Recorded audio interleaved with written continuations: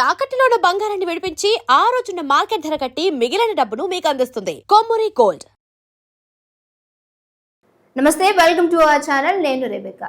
మీ అన్నో, తమ్ముడు, అక్కో, చెల్లో ఎవరో ఒకరు ఖచ్చితంగా అమెరికాకి స్టడీ పరంగా వెళ్తూ ఉంటారు. సో ఆ వీసాలకి సంబంధించినది ఆ మధ్యకాలంలో చాలానే గొడవలు అవ్వడం కూడా జరిగింది. అని అంటే దానికి సంబంధించి 4 ఏళ్ళు మించి ఉండొచ్చా, లేదంటే ఇలా వీసా పరంగా చాలా గొడవలు అయితే అవ్వడం జరిగింది కదా. ఇప్పుడు ఒకవేళ మీ వాళ్ళు అక్కడ ఉంటే ఇక చలో ఇండియా బయలుదేరి వచ్చేసేయండి, ఇక అక్కడ మనం 4 ఏళ్లకు మించి ఎక్కువ ఉండలేమని చెప్పి క్లారిటీ చేసి కన్ఫర్మ్ చేసి చెప్పేయండి. ఎందుకంటే అక్కడ ప్రభుత్వం ఇప్పుడు స్ట్రిక్ట్ గా రూల్ తీసుకుంది. సో దాని గురించి ఈ రోజు మీకు ఒక ఇన్ఫర్మేటివ్ వీడియో అయితే చేయబోతున్నాను.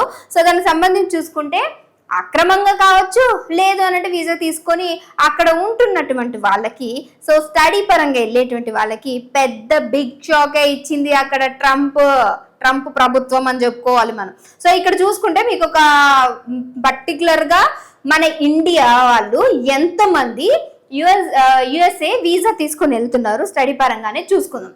సో ఇక్కడ చూసుకుంటే F1 అంటే అక్కడ స్టడీ పరంగా వెళ్ళేటువంటి విద్యార్థులకు F1 వీసా అని చెప్పేసి అంటూ ఉంటారు. సో దానికి సంబంధించినటువంటి కేటగిరీ ఇదనమాట. సో ఇక్కడ మనం ఇండియా గురించి చూసుకుంటే, ఇండియా చూసారు కదా, ఆల్మోస్ట్ గా టాప్ మోస్ట్ లో ఉన్నది మంది. అంటే మన వాళ్ళే అక్కడ స్టడీ పరంగా వెళ్తూ ఉంటారు. ఇంకొకటి చైనా ఉంది, వియత్నాం ఉంది, నేపాల్ ఉంది, సౌత్ కొరియా, జపాన్, ఇలా ఆల్మోస్ట్ చాలా మంది విదేశీయులు అక్కడికి చదువుకోవడానికి వెళ్తూ ఉంటారు. ఇదే క్రమంలో F1 వీసాకి సంబంధించి 4 ఏళ్ళు ఉంటుందని మనందరికీ తెలుసు. కానీ అక్కడ ఫెయిల్ అయినా, లేదు అని అంటే ఇంకొక సబ్జెక్ట్ నేర్చుకోవాలన్నా ఇలా వీసాని పొడిగించుకుంటుంటారు. అక్కడే ఉండి మనము వీసాని పొడిగించుకుంటున్న విషయం మీ అందరికి తెలుసు. కానీ ఇక మీదట అలా జరగదట. మీరు అక్కడ ఉండి మీ సబ్జెక్ట్ పోయినా మీకు 4 సంవత్సరాల కంటే ఇంకా ఎక్కువ అక్కడ ఉండాలన్నా, అయితే అక్కడ ఉన్నటువంటి హోమ్లాండ్ సెక్యూరిటీ మంత్రిత్వ శాఖ చెప్పినటువంటి విషయం ఏంటంటే ఇక మీదట అలా ఉండబోయేదే లేదు, అంత అసలు మా దగ్గర నుంచి మేము ఇంకా అసలు మిమ్మల్ని బేరే చేయలేము అన్నట్టుగా మొహం మీద చెప్పినట్టు చెప్పేశారు అక్కడ యుఎస్ఏ వాళ్ళు. అసలు ట్రంప్ ఇచ్చినటువంటి కొత్త యొక్క నిబంధనలు అనమాట అవి. ఇక మీదట 4 ఏళ్లకు మించి ఎవరైనా అక్కడ ఉండదు, ఫెయిల్ అయినా పాస్ అయినా మీకు అది మాకు సంబంధం లేని విషయం, మీ 4 ఏళ్ల కంటే ఇక్కడ ఎక్కువ రోజు కూడా ఉండడానికి నేను ఒప్పుకోను అంటూ తేల్చి చెప్పేశారు. ఇంకొకటి చూసుకుంటే మీకు F1 ఏమో స్టూడెంట్ వీసా. సో స్టూడెంట్ వీసాకి అందరు వెళ్తుంటారు, మన అందరికి తెలుసు. ఇంకొకటి ఏంటంటే J1 వీసా. ఇదేంటంటే, సో మీకు చెప్తా, J1 వీసా ఏంటంటే ఈ జర్నలిస్టులు వీళ్ళు వెళ్తూ ఉంటారు కదా అక్కడ కంపెనీస్ పరంగా, సో అక్కడ జాబ్ ఉన్నంత వరకు ఉంటారు. ఆల్మోస్ట్ J1 వీసా గురించి మనం మాట్లాడుకుందాం. J1 వీసా ఎన్ని రోజులు ఉండొచ్చు అని అంటే, వీసా మనకి గడువు ఎంత ఉంటుందంటే 240 రోజులు, డేస్ అని అర్థం. అదే చైనా వాళ్ళకి చూసుకుంటే ఆల్మోస్ట్గా 90 రోజులు. ఇది బేసికలీ ఎక్కువగా, ఎందుకంటే ఎక్కువ ఉన్నటువంటి జనాభా వీళ్ళిద్దరికి, అంటే వీళ్ళకి కూడా సేమ్ అదే వర్తిస్తుంది. బట్ మా ఇండియా వాళ్ళకి వచ్చేసి 240 రోజులు మాత్రం గడువు అనేది ఇస్తారు. అది ఏదైతే ఈ జర్నలిస్టులు ఈ పరంగా చూసుకుంటే. కానీ ఇప్పుడు అక్కడ ప్రభుత్వం ఏం చెప్పిందంటే మీకు 240 రోజులు మాత్రమే ఉంటుంది వీసా. ఇఫ్ ఇన్ కేస్ మీకు దానికి మించి గడువు అక్కడ ఉండాలి అనుకుంటే మళ్ళీ రీషెడ్యూల్ చేసుకోవాల్సి ఉంటుంది.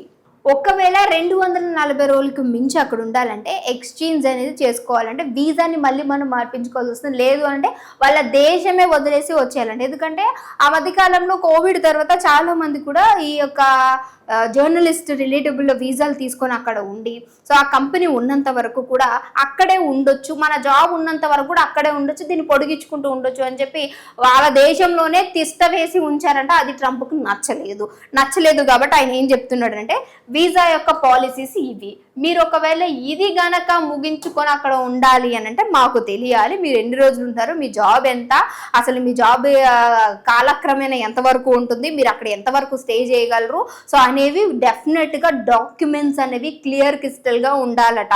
ఇఫ్ ఇన్ కేస్ అలా లేదు అంటే మాత్రం దేశం నుంచి బహిష్కరిస్తాం అనేటువంటి పెద్ద పెద్ద పదాలు కూడా ట్రంప్ సార్ వాడుతూ ఉన్నాడు. అది బేసికలీ మన ఇండియన్స్కి ఎక్కువగా వర్తిస్తుందట. సో చైనా ఇంకా వీళ్ళ గురించి చూసుకుంటే ఇది మనకు అనవసరమైనది. బట్ ఇంకా ఇతర ఏవైతే వియత్నాం, నేపాల్, వీళ్ళ జపాన్, ఇక ఫ్రాన్స్ ఇవన్నీ చూసుకుంటే మాత్రం వాళ్ళకి 90 రోజులే, మనకే 240 రోజులు ఎక్స్ట్రా, అంటే చాలా ఎక్కువ రోజులు ఇచ్చినట్టు. సో అది గనక మీరు చూసుకోకుండా అక్కడ మేము స్టూడెంట్స్ కదా, మేము ఉంటాము, పార్ట్ టైం జాబులు చేసుకుంటాము, ఇక్కడ ఇంకా మేము ఇక్కడ తిష్టేసి ఉండిపోవచ్చు అని అంటే చల్లదిగా మా దేశంలో అసలు మీరు సర్వే అవ్వలేరు అని చెప్పేసి కూడా చాలా కఠినంగా క్లియర్ క్రిస్టల్గా మనకి కొన్ని ఆదేశాలు అయితే జారీ చేశారు. ఇదే క్రమంలో మీ పిల్లలు కానీ, మీ అన్నలో, చెల్లులో, తమ్ముళ్ళు, అక్కలో ఎవరైనా సరే ఇండియాలో ఇప్పుడు వీసా తీసుకొని స్టూడెంట్ వీసా పరంగా వెళ్ళి అక్కడే ఉండాలి అనుకుంటే ఇదంతా నడవదమ్మా. మీరు కనుక డెఫినెట్గా అక్కడ 4 ఏళ్ల కంటే ఒక్కరోజు కూడా అక్కడ ఎక్కువ ఉండడానికి ట్రంప్ సార్ ఒప్పుకోరు అని తేల్చి చెప్పేశారు. అక్కడ ఉన్నటువంటి ఏదైతే హోమ్ల్యాండ్ సెక్యూరిటీ మంత్రిత్వ శాఖ వాళ్ళు కూడా తేల్చి చెప్పేశారు. అందుకే ఆ మధ్య కాలంలో ఏంటంటే ఎందుకు ఇంత పెద్దది తీసుకోవాల్సి వచ్చిందని అంటే అక్రమంగా అక్కడ ఉంటూ విదేశీయులు అందరూ కూడా, అంటే ఆల్మోస్ట్ మనం కూడా అందులో వస్తాం, వాళ్ళ యొక్క సొమ్ముని, వాళ్ళ ఎంటైర్ యొక్క అంటే ఏమంటారు వాళ్ళ వస్తువుల్ని, వాళ్ళ షాపుల్ని, లేదు అని అంటే వాళ్ళ స్టడీని మొత్తం కూడా మనమే దోచేసుకుని తింటున్నాము. సో అలా తినడానికి నేను ఇక మీదట ఒప్పుకోను. సరే చదువుకోవడానికి వచ్చారు కదా, బాగుపడండి, చదువుకోండి, ఇక మీదట 4 ఏళ్ళు కలిగి ఒక్కరోజు ఉన్నా సరే నేను ఒప్పుకోను అంటూ ట్రంప్ సార్ వార్నింగ్ ఇస్తున్నాడు. మరి ఈ వార్నింగ్ మీ అందరికి అర్థమవుతుందో లేదో నేను చెప్తుంది. ఇది అసలు బేసికలీ మన వాళ్ళు చేస్తున్నటువంటి, ఎక్కువ శాతం మన ఇండియన్సే ఉన్నారు, ఆడ చదువుకొని రిటర్న్ వచ్చేయండి అమ్మా అని మీ పిల్లలకి చెప్పండి. లేదు అని అంటే దానికి మించి పైన ఇంక ఏం చేయాల్సి వస్తుంది అనేది కూడా ఇంకా మీదట వచ్చేటువంటి, అంటే ఆ మధ్య కాలంలో ఏంటంటే వీసా గురించి గొడవ అయింది. ఇప్పుడు వీసాకి సంబంధించి 4 ఏళ్లకు నుంచి ఎక్కువ ఉండకూడదని గొడవ అవుతుంది.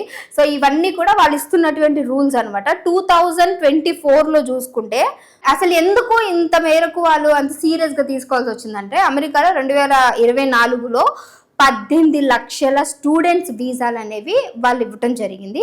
అంటే అన్ని ఏటతో పోల్చుకుంటే 11% ఎక్కువగా ఇచ్చేసారంట.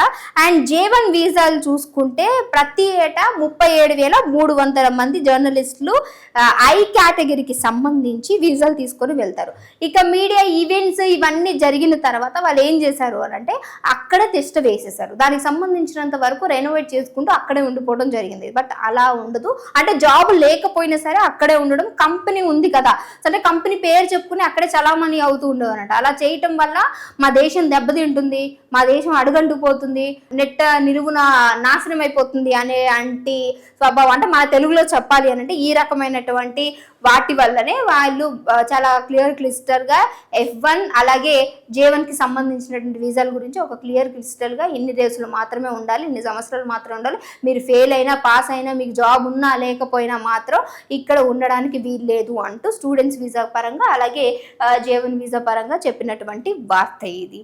మరి ఇప్పుడు ట్రంప్ సార్ చెప్పినట్టుంది, అలాగే హోమ్ సెక్రటరీ మంత్రిత్వ శాఖ ఇచ్చినటువంటి ఆదేశాల మేరకు మీకు ఇంకా గడువు ఎంత ఉంది, మీరు అక్కడ జర్నలిస్టులుగా వెళ్ళి అక్కడ ఈవెంట్లు అయిపోయిన తర్వాత అక్కడే తిష్ట వేస్తే మాత్రం చూసుకోండి అమ్మా, జాగ్రత్త. లేదు అంటే అక్కడ రూల్స్ చాలా కఠినంగా ఉంటాయి, మనందరికి కూడా తెలిసిందే. సో మరి మీ అందరికి ఎట్లా అనిపించింది ఇన్ఫర్మేటివ్ వీడియో? సో డెఫినెట్గా మీ వాళ్ళందరూ కూడా షేర్ చేయండి ఎవరైనా యూఎస్ఏలో ఉంటే. ఇంకొక ఇంట్రెస్టింగ్ టాపిక్తో మీ అందరి ముందుకు వస్తాం, చూస్తూనే ఉండండి ఆ ఛానల్.